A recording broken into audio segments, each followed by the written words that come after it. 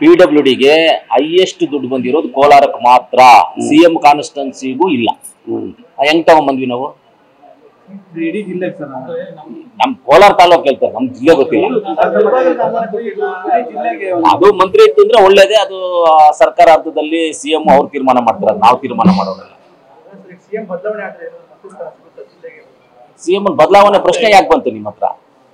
ಪ್ರಶ್ನೆ ಇಲ್ವಲ್ಲ, ಅದು ಖಾಲಿ ಇಲ್ಲ, ಸೀಟ್ ಖಾಲಿ ಇಲ್ಲ. ನೋಡಿ ಇವಾಗ ಇಲ್ಲಿ ನಾವು ಕೂತಿರೋ ಸೀಟ್ಗೆ ಯಾವ್ದು ಖಾಲಿ ಇಲ್ಲ, ಯಾರು ಕುತ್ಕೊಳ್ಳೋಕೆ ಜಾಗ ಇಲ್ಲ. ಈಗ ನಾವು ಎದ್ದೋದ ಮೇಲೆ ಏನಾದ್ರು ನೋಡೋಣ, ಎದ್ದೋಗೋ ಪರಿಸ್ಥಿತಿ ಇಲ್ಲ ನಾವು.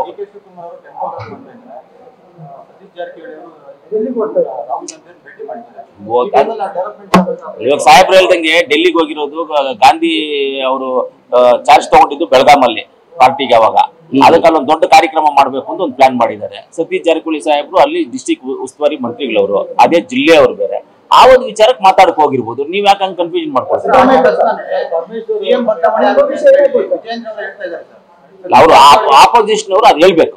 ಅವಾಗ ಹೇಳ್ತಾ ಇದ್ರು, ನಾವು ಆಕ್ಟಿವ್ ಆಗಿ ಕರೆಕ್ಟ್ ಆಗಿ ಹುಷಾರಾಗಿ ನಾವು ಇರೋದಕ್ಕೆ ಚಾನ್ಸಸ್. ಅವ್ರು ಹೇಳ್ತಾ ಇದ್ರು, ನಾವು ಹುಷಾರಾಗ್ತಾ ಇರ್ತೀವಿ. ಏನೋ ಫ್ರೆಂಡ್ಶಿಪ್ ಅಲ್ಲಿ ಅವರು ಒಂದೇ ಕಮ್ಯುನಿಟಿ ಅಲ್ಲ ಏನೋ ವಿಶ್ ಮಾಡ್ಕೊಂಡಿರ್ಬೋದು, ಏನಾದ್ರು ಒಂದು ಫಂಕ್ಷನ್. ಅದೆಲ್ಲ ಯಾಕೆ ನೀವು ಕನ್ಸ್ಕೊಂತ? ಅರೆಸ್ಟ್ ಆದ್ರೆ ಇಳಿದ್ರೆ ಅದೆಲ್ಲ ಬೇಡ, ಆದ್ರೆ ಇಳಿದ್ರೆ ಬೇಡ, ಮುಂದಕ್ಕೆ ನೋಡೋಣ.